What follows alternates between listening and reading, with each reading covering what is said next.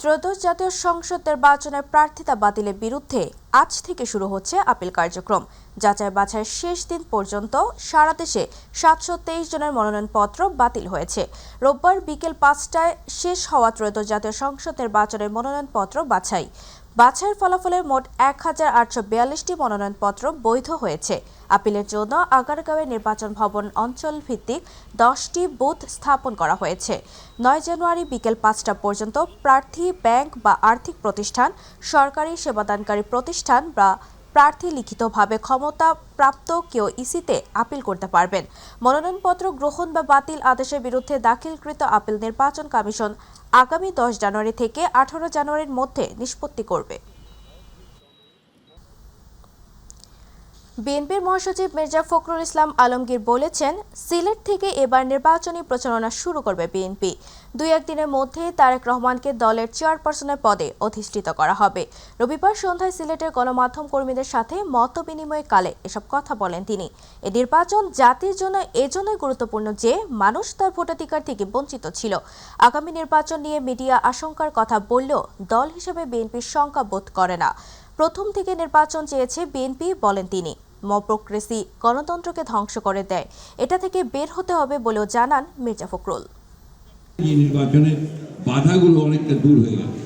শুধুমাত্র গুটি কতক বা কিছু একটি মহল আপনার চেষ্টা করছে এর মধ্যে আপনার কিছু আন্দোলন সৃষ্টি করার জন্য।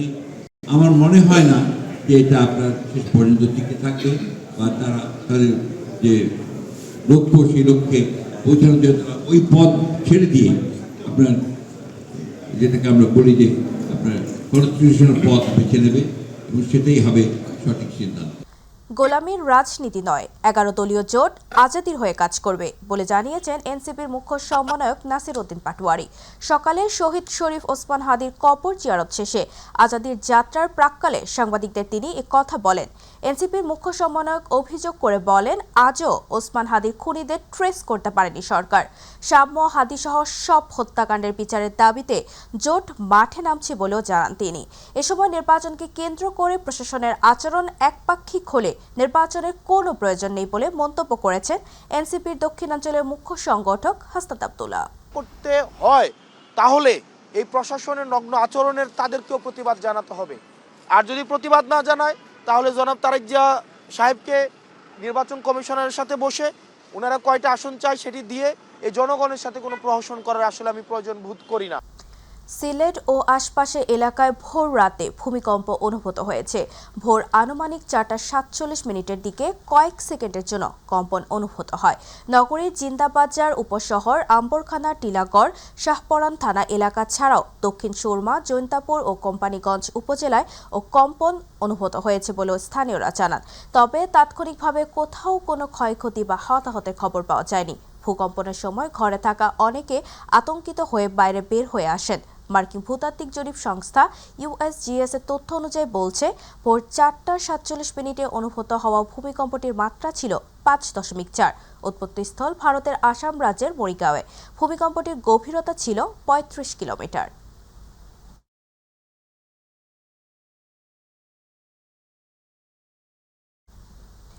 রাজধানী ও আশপাশের এলাকায় আজও শীতের দাপট অব্যাহত রয়েছে। সকাল থেকে মাঝারি থেকে ঘন কুয়াশায় ঢেকে আছে অনেক এলাকা, যা দুপুর পর্যন্ত থাকতে পারে।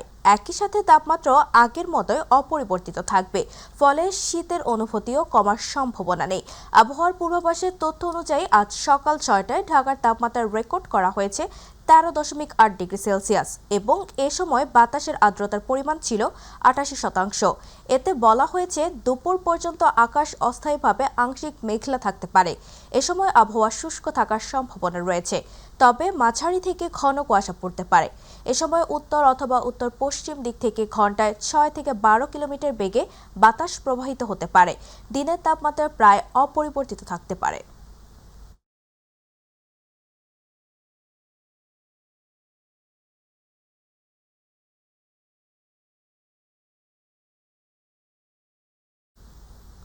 সীমান্তবর্তী উপজেলা গোয়াইনঘাটে এবার শীতকালীন সবজির বাম্পার ফলন কৃষকদের মধ্যে নতুন আশার সঞ্চার করেছে।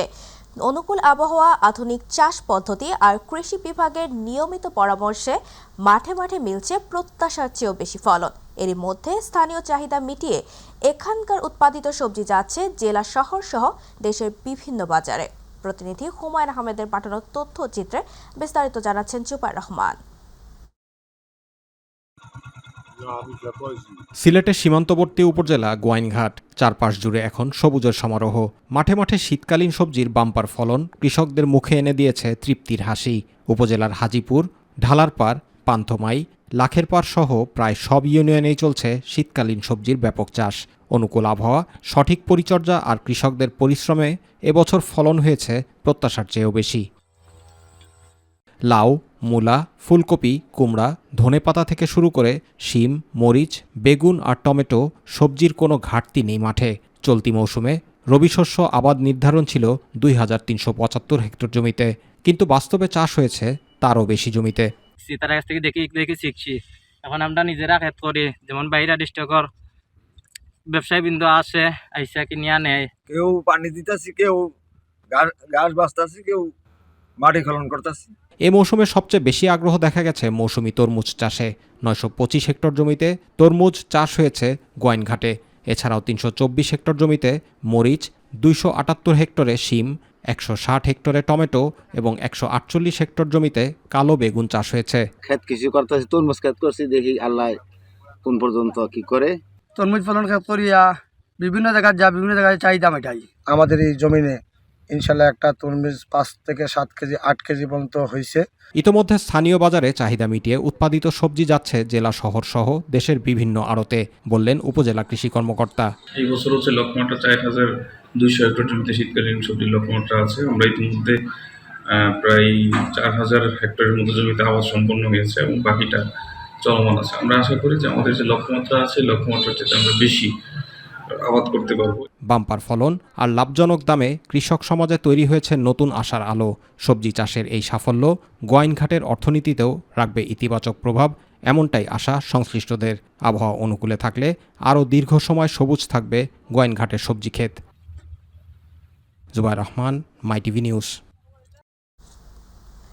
যেখানে খেলাধুলার মাধ্যমে তরুণ সমাজকে এগিয়ে নেওয়ার কথা, সেখানে নোয়াখালীর বেগমগঞ্জ স্টেডিয়ামের বেহাল দশা হতাশ করেছে স্থানীয় ক্রীড়াবিদদের। দখল, অব্যবস্থাপনা আর অবহেলায় হারিয়ে যেতে বসেছে জেলার একমাত্র ক্রিকেট ভেন্যু।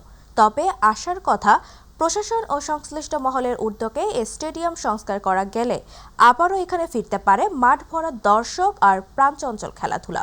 প্রতিনিধি ইউনুস শিকদার বাহারের পাঠানো তথ্যচিত্রে বিস্তারিত জানাচ্ছেন সাইদুর রহমান আবিদ। নোয়াখালীতে খেলাধুলার জন্য প্রয়োজনীয় অবকাঠামোর অভাব দীর্ঘদিনের। একটি স্টেডিয়াম, তদারকির মতো লোকবল নেই, গ্যালারি বলতে মাত্র একটি ছোট প্যাভিলিয়ন। স্থানীয়দের দাবি, যদি নিয়মিত টুর্নামেন্ট আয়োজন করা হয় তবে লাভবান হবে দেশের ক্রিকেট। কিন্তু বাস্তবতা বলছে ভিন্ন কথা।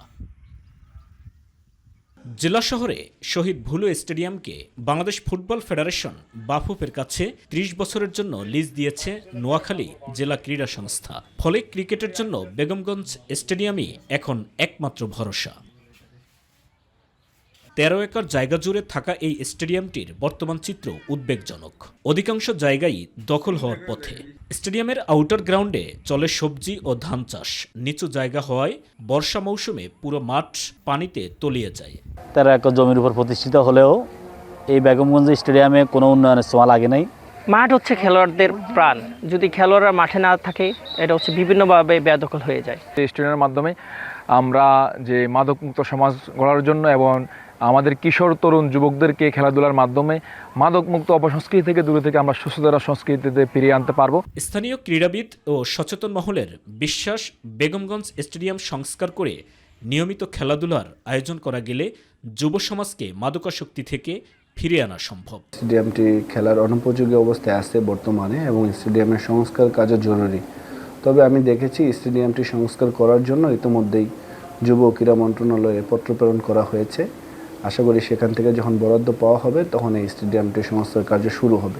সাইদুর রহমান আবির, মাই টিভি নিউজ ডেস্ক। গাজীপুরের কালিয়াকৈর উপজেলা বিএনপি এবং অঙ্গ সহযোগী সংগঠন সমূহের উদ্যোগে বেগম খালেদা জিয়ার মৃত্যুতে দোয়া আলোচনা সভা অনুষ্ঠিত হয়েছে। রোববার বিকেলে উপজেলার সাবেক সভাপতি ভিপি মোহাম্মদ হেলাল উদ্দিন এর বাসভবনের সাবেক প্রধানমন্ত্রী মরহুমা বেগম খালেদা জিয়ার স্মরণ দোয়া ও আলোচনা সভার আয়োজন করা হয়।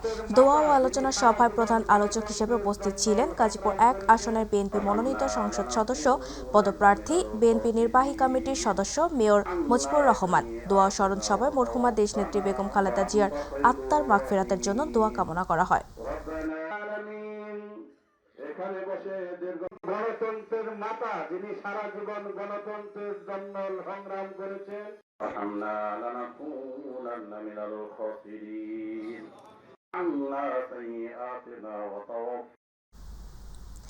ইনকিলাব মঞ্চের মুখপাত্র হাদি হত্যার বিচারের দাবিতে বিক্ষোভ ও সড়ক অবরোধ কর্মসূচি পালন করেছে ছাত্র জনতা। গতকাল সন্ধ্যায় ঢাকা টাঙ্গাইল মহাসড়কের মৌচাক বাসস্ট্যান্ড এলাকায় এই কর্মসূচি অনুষ্ঠিত হয়। বিক্ষোভ চলাকালে মহাসড়কের সাময়িকভাবে যান চলাচল বন্ধ হয়ে যায়। কর্মসূচিতে পাঠান আজাহার ও রেদওয়ান রহমান আদনান সহ বিভিন্ন শ্রেণী পেশার মানুষ অংশগ্রহণ করে। এ সময় বক্তারা দ্রুত হাদি হত্যার সুষ্ঠু তদন্ত ও দোষীদের দৃষ্টান্তমূলক শাস্তির দাবি জানান।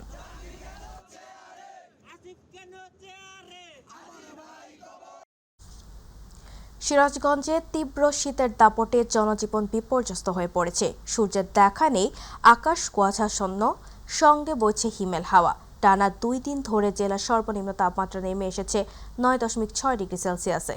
এতে যমুনা পাড়ের এই জেলায় শীতে জবুথবু অবস্থা তৈরি হয়েছে।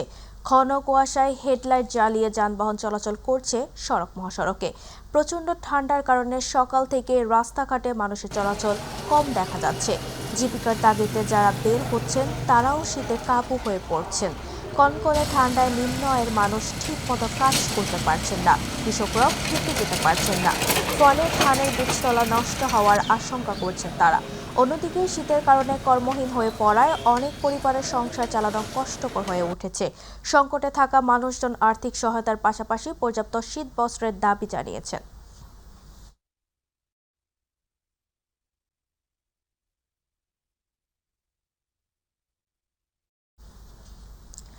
সাতক্ষীরায় ভেজাল ও নিম্নমানের সার উৎপাদন ও বিক্রির দায়ে ভ্রাম্যমাণ আদালতের অভিযানে 2টি প্রতিষ্ঠানকে মোট 2,50,000 টাকা জরিমানা করা হয়েছে। রবিবার সন্ধ্যায় অভিযানে মেসার্স রবি এন্টারপ্রাইজকে 1,50,000 টাকা এবং মেসার্স ইসলাম এন্টারপ্রাইজকে 1 লাখ টাকা জরিমানা করা হয়। অভিযানে উপস্থিত ছিলেন সদর উপজেলা কৃষি কর্মকর্তা মোহাম্মদ মনির হোসেন।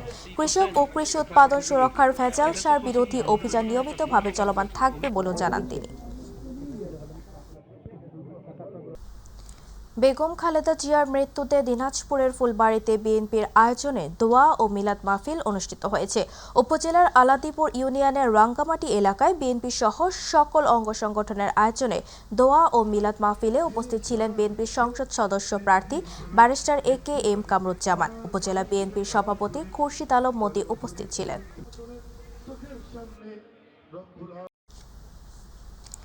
সাবেক প্রধানমন্ত্রী ও বিএনপি চেয়ারপারসন বেগম খালেদা জিয়ার মৃত্যুতে কেন্দ্রীয় কর্মসূচির অংশ হিসেবে দিনাজপুরের পার্বতীপুরে প্রতিষ্ঠা বার্ষিকীর আনুষ্ঠানিকতার পরিবর্তে মিলাদ ও দোয়া মাহফিল হয়েছে। উপজেলা ছাত্র দলের উদ্যোগে ঢাকা মোড়স্থ দলীয় কার্যালয়ের অনুষ্ঠানের আয়োজন করা হয়।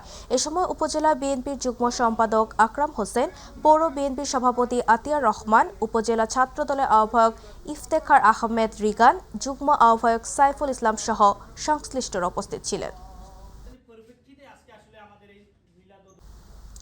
সাবেক 3বারের প্রধানমন্ত্রী বিএনপি চেয়ারপারসন বেগম খালেদা জিয়ার রুহের মাগফিরাত কামনায় পটুয়াখালীর বাউফলে দোয়া মিলাদ অনুষ্ঠিত হয়েছে। গতকাল বিকেল 5টায় উপজেলার কালাইয়া বন্দর ডাক বাংলোর সামনে এ দোয়া মিলাদের আয়োজন করেন কালাইয়া ইউনিয়ন বিএনপি। অনুষ্ঠানে বিএনপি ও অঙ্গ সংগঠনের নেতাকর্মী সহ বিভিন্ন শ্রেণী পেশার মানুষ অংশ নেন। আয়োজিত অনুষ্ঠানে মোনাজাত পরিচালনা করেন কালাইয়া বাইতুন নূর জামে মসজিদের খতিব মাওলানা মোহাম্মদ শাহজালাল। اللهم صل على محمد مع دامت الصلاة والسلام على محمد مع دامت البركة والسلام। আমাদের পরিবার বর্গের ভিতরে যারা প্রবাসী আছেন এখানে হাজির যশোর জেলার নবাগত জেলা প্রশাসক ও বিজ্ঞ জেলা ম্যাজিস্ট্রেট মোহাম্মদ আশোক হাসানের বাঘারপাড়া উপজেলার বিভিন্ন দপ্তরের কর্মকর্তাবৃন্দ, বীর মুক্তিযোদ্ধা, বৈষম্য বিরোধী ছাত্র আন্দোলনের নেতৃবৃন্দ ও স্থানীয় সুধীজনদের সাথে আসন্ন জাতীয় ত্রয়োদশ জাতীয় সংসদ নির্বাচন ও গণভোট 2026 শীর্ষক মতবিনিময় সভা অনুষ্ঠিত হয়েছে। উপজেলা সমাজসেবা অফিসার আশরাফুল আলমের সঞ্চালনায় এবং উপজেলা নির্বাহী অফিসার ভূপালী সরকারের সভাপতিত্বে সভায় উপস্থিত ছিলেন উপজেলা পরিষদের সাবেক chairman Moshiur Rahman, press club সাধারণ সম্পাদক হুমায়ুন কবির সহ বিভিন্ন পর্যায়ের সামাজিক ও রাজনৈতিক ব্যক্তিবর্গ।